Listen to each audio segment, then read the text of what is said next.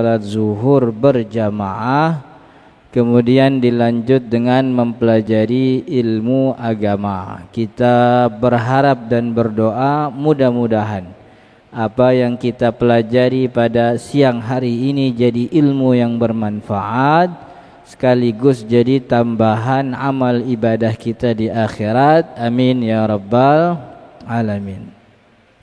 Salawat dan salam kita sampaikan kepada Nabi Muhammad sallallahu alaihi wasallam beserta keluarga dan juga para sahabatnya, dengan harapan dan doa mudah-mudahan kita termasuk orang yang mendapatkan syafaat Rasul sallallahu alaihi wasallam di hari kiamat nanti. Amin ya rabbal alamin.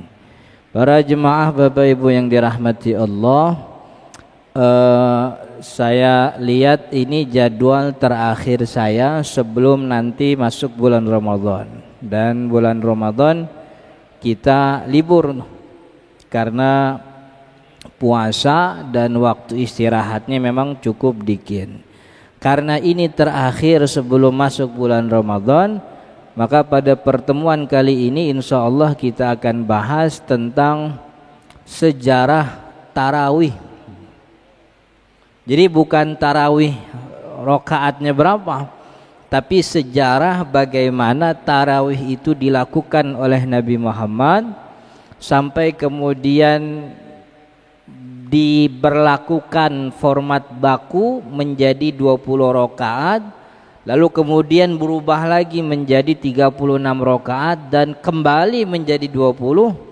Sekarang tahun kemarin 2020 Masjidil Haram rakaat tarawihnya 10 rakaat karena corona.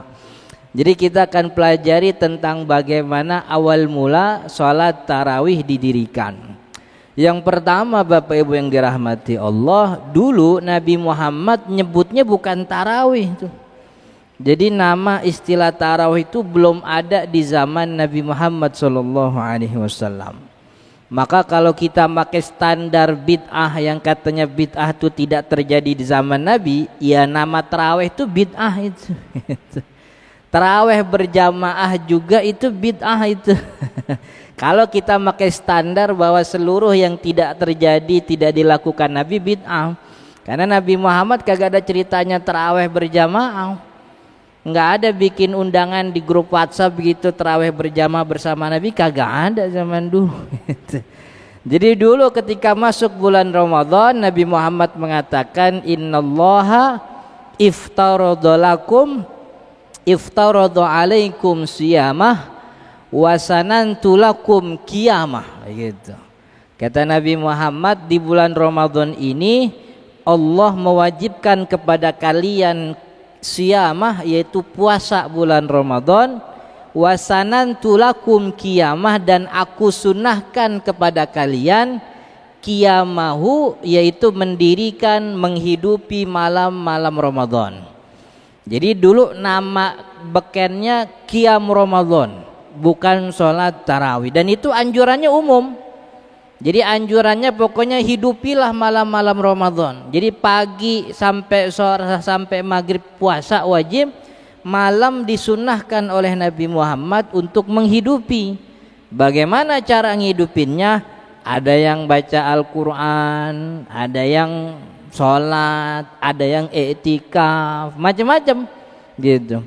Jadi ketika itu terjadi, para sahabat ada yang sholatnya di rumah, ada yang di masjid ada yang berdua, ada yang cuman sekedar meriwayat hafalan Quran. Jadi menghidupinya tuh beragam dengan ibadah yang bermacam-macam begitu. Dan Nabi Muhammad, para jemaah yang dirahmati Allah, itu melewati Ramadan sepanjang hidupnya 9 kali. Jadi Nabi Muhammad 9 kali puasa, itu 9-9-nya nggak pernah kita nemu riwayat Nabi Muhammad ngajak orang sholat berjamaah di Nabawi malam Ramadan, kagak pernah ada. Nggak pernah ada itu kayak gitu tuh. Jadi orang-orang udah kata Nabi Muhammad hidupi malam Ramadan. Makanya apa? Ya ibadah macam-macam kan begitu. Bikin roti buat siap sahur besok itu juga ibadah tuh. Sampai akhirnya terjadi di malam ke-23. Malam 23 ini nggak dijelasin malam 23 tahun keberapa, nggak dijelasin.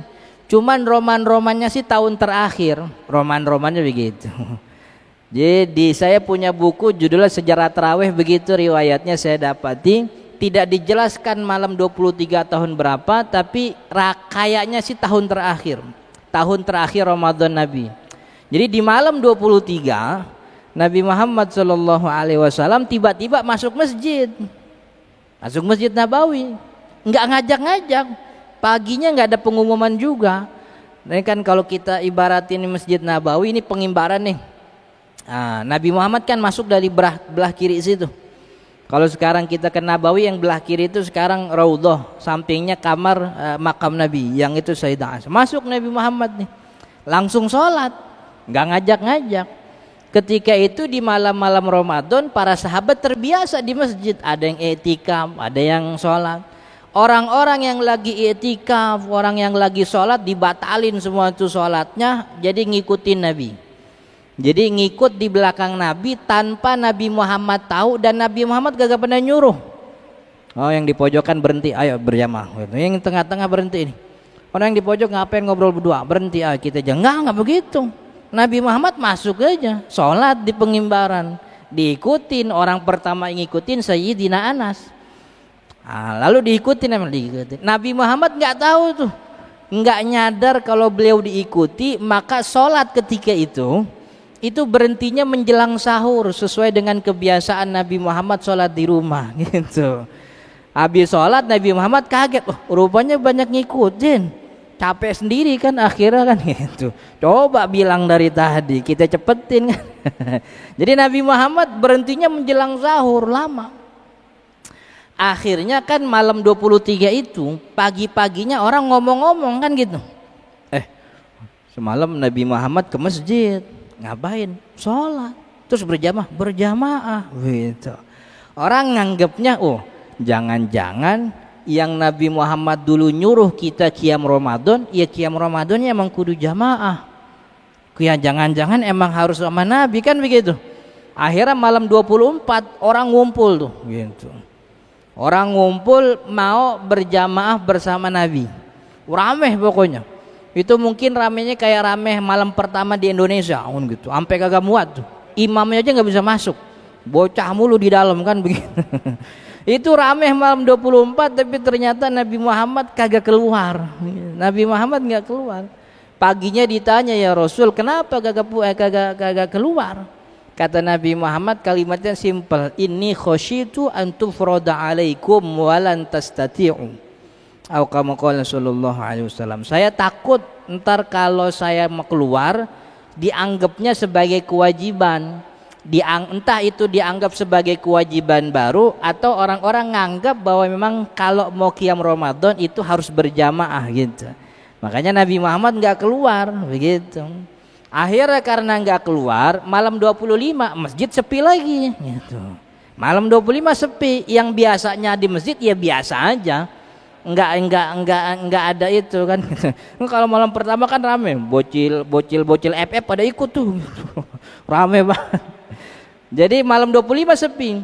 Ternyata malam 25 Nabi Muhammad keluar lagi, sholat lagi, persis kayak malam 23. Keluarnya enggak ngasih pengumuman, sholatnya juga enggak ngajak-ngajak, sholat sendiri langsung di depan, orang-orang otomatis ngikutin. Nah gitu. Dan malam 25 ini karena Nabi Muhammad sadar ada yang ngikutin, maka berhentinya selesainya sholat Nabi Muhammad itu sampai lewat tengah malam dikit begitu. Kira-kira kalau tengah malam jam setengah 12, ya ini jam setengah 1 udah berhenti begitu. Nah, itu malam 25. Berapa jumlah rakaatnya nggak pernah disebutin tuh. Malam 23 rakaatnya kita nggak tahu berapa, malam 25 juga nggak ada yang nyebutin jumlah rakaatnya. Malam 25 begitu, malam 26 Nabi Muhammad nggak keluar. Keluar lagi malam 27. Malam 27 begitu juga sama, nggak pernah ngajak-ngajak, nggak ngasih pengumuman.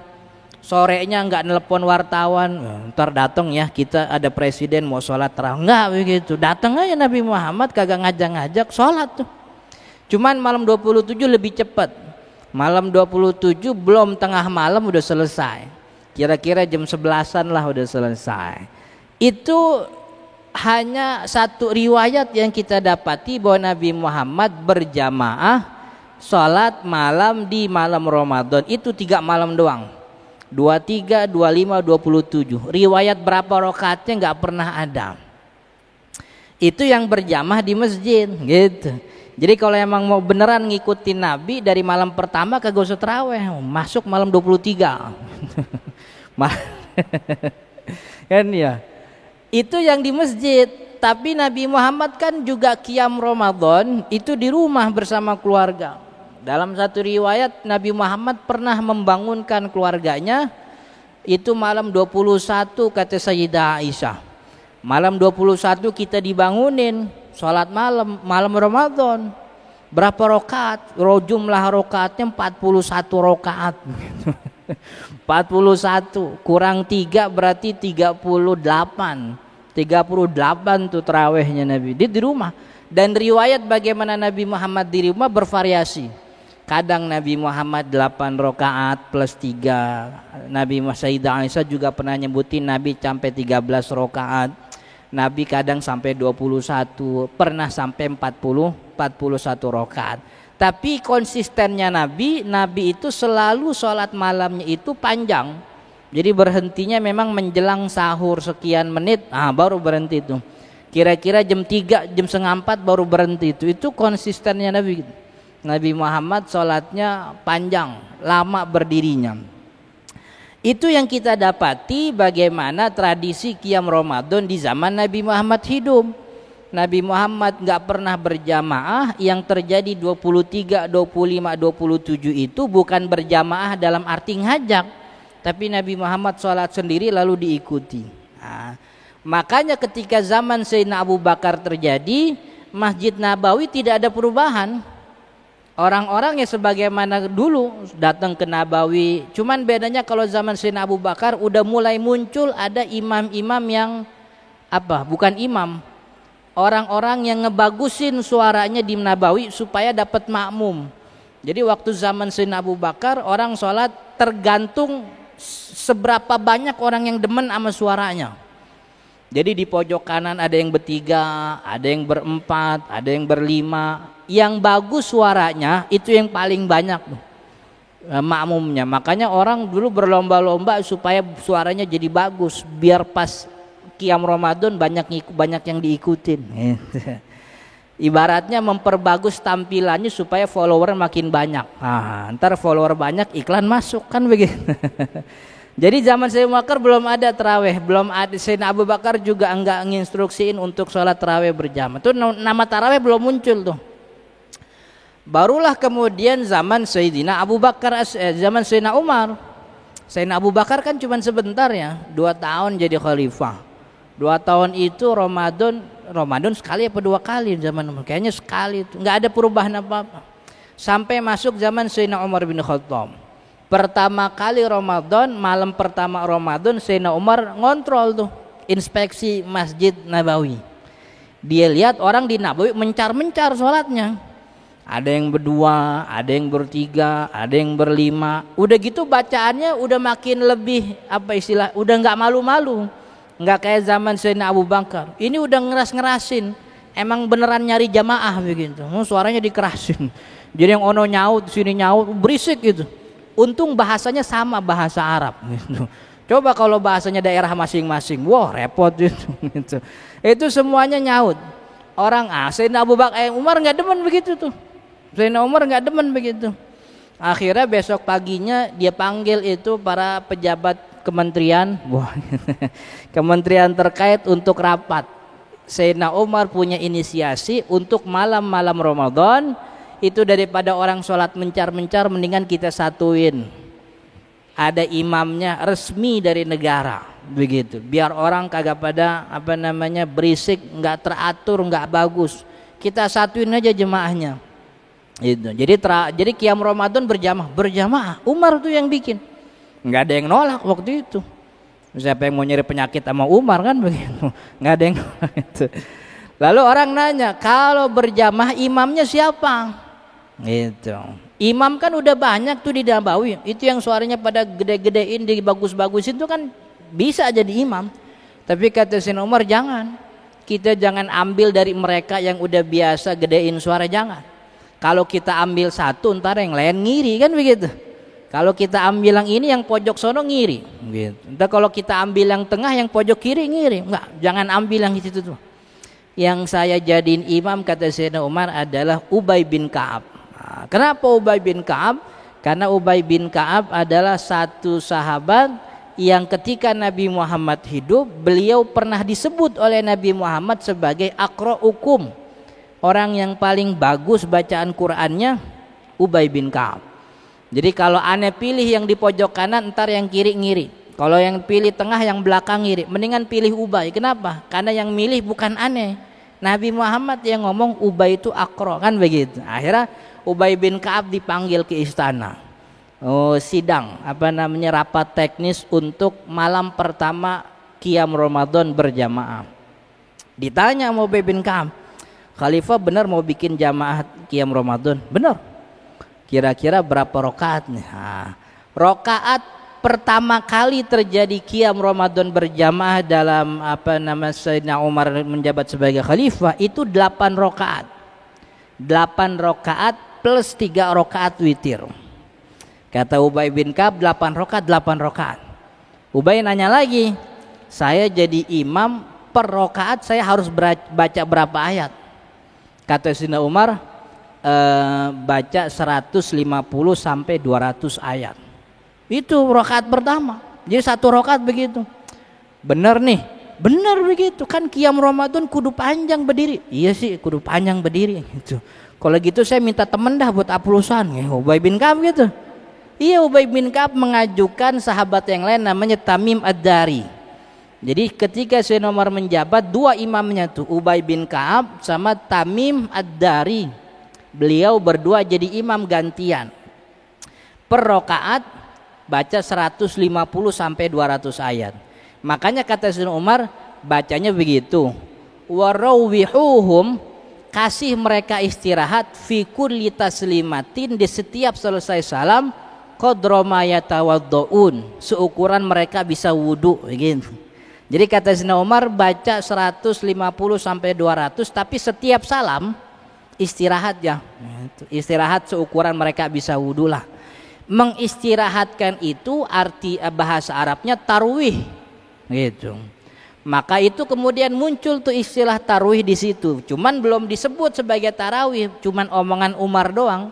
Tarwihum, kasih mereka istirahat. Nah cuman malam pertama 8 rakaat 3 rakaat witir tuh banyak dikomplain begitu. Jadi banyak surat masuk ke istana mengkritik kebijakan Sayyidina Umar. 8 rakaat kedikitan katanya begitu. Soalnya bacaannya panjang. Nah, makanya Sayyidina Umar merubah tuh. Dari 8 rakaat dirubah. Kalau gitu tambahin dah 10 rakaat. Tambahin 10 rakaat, bacaannya kita kurangin gitu. Jadi enggak 150, 120 lah begitu. Terus begitu dicoba 10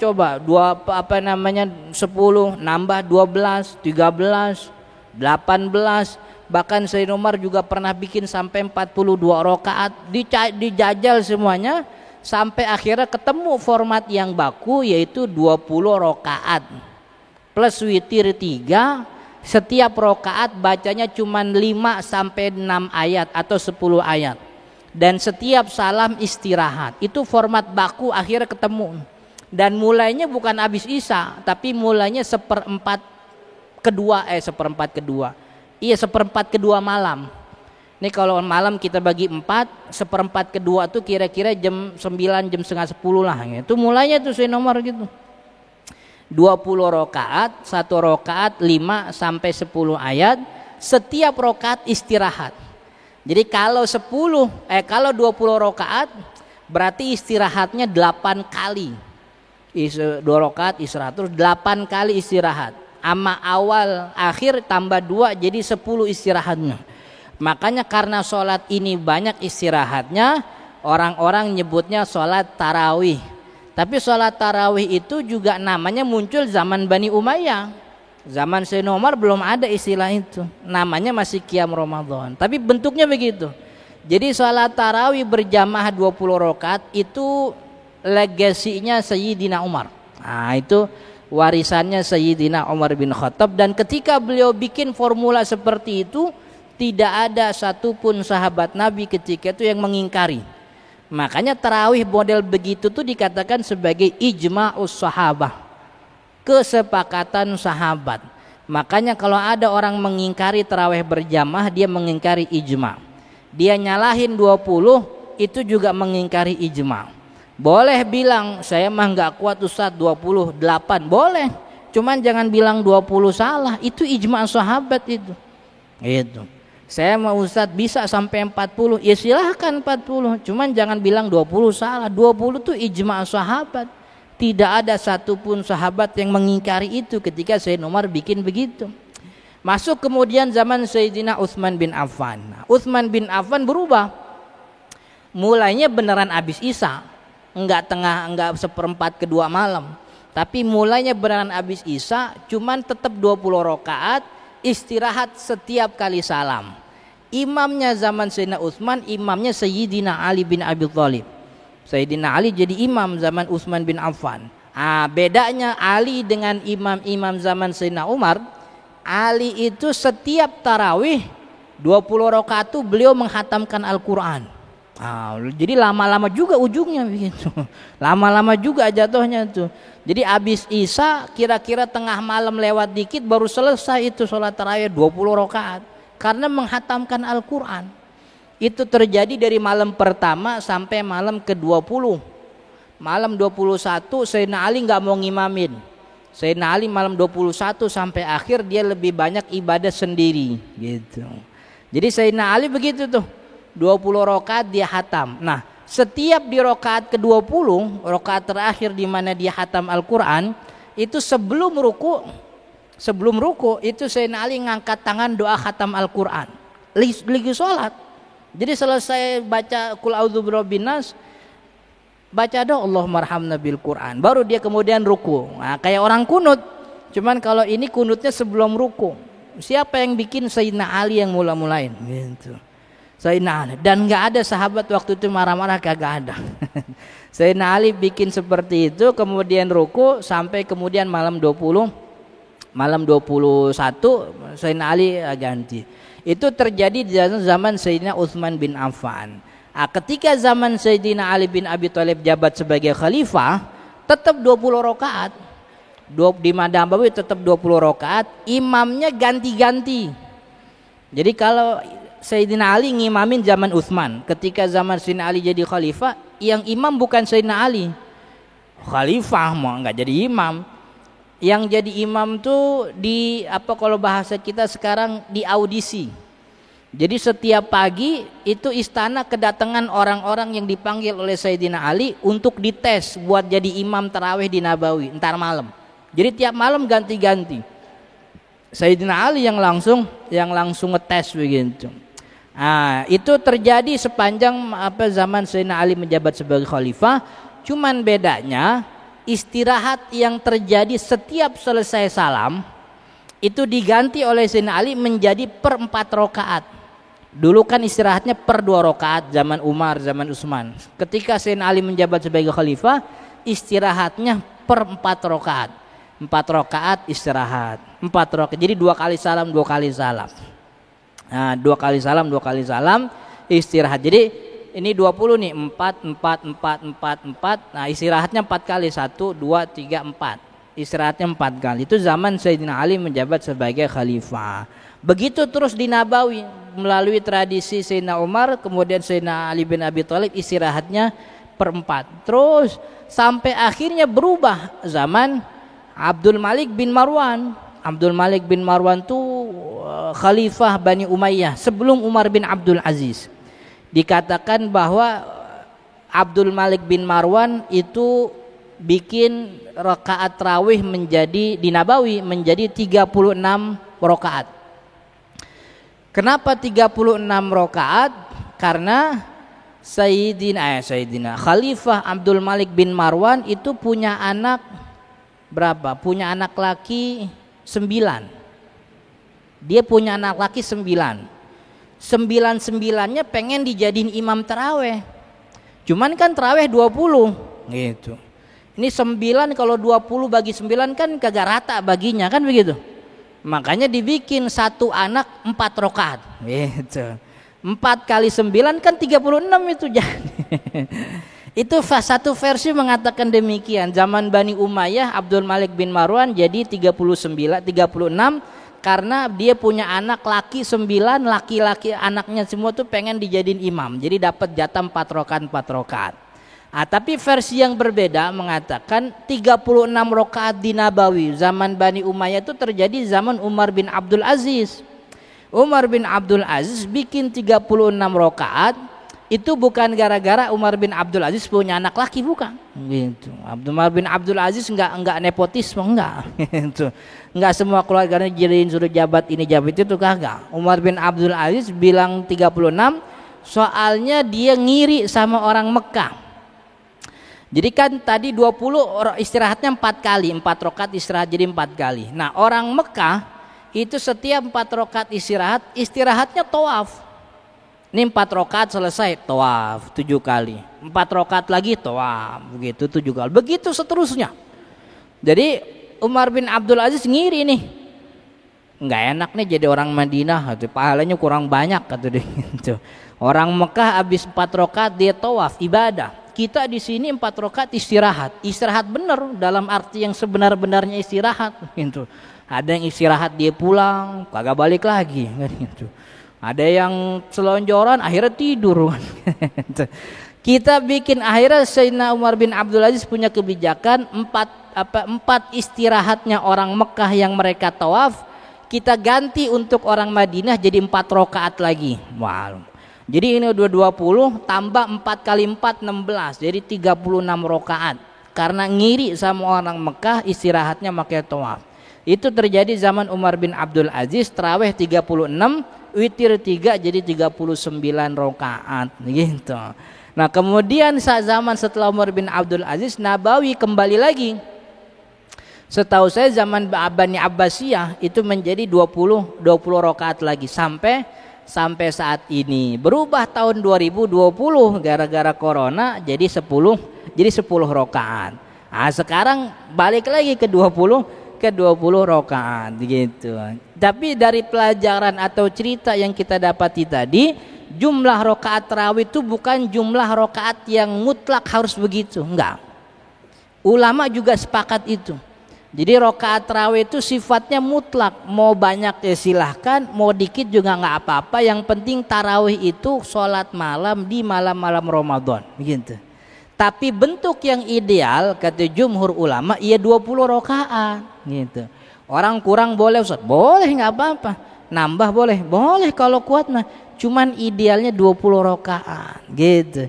Jadi yang mau 20 ya bagus begitu ya. Yang mau 8 juga nggak apa-apa.